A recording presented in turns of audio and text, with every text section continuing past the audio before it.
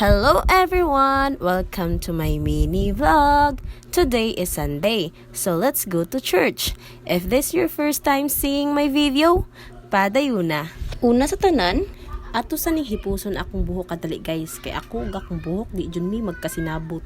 Maglibog ko niya usahay hapsay, usahay dili. Pero always ang kalkag di mo cooperate others. Tungod sa kainit madi, dili pwede mawala atong malakasang sunscreen. Piki na ganit ang dagway. Mubawit ta skincare. Uy, naunsa. Mao to, akong gimekos-mekos akong dagway. Unsa may dugayan? Di pod pwede mawala ang lipstick para di ta mangluspad. Pinakala sa tanan, di pod pwede mawala ang pahumot.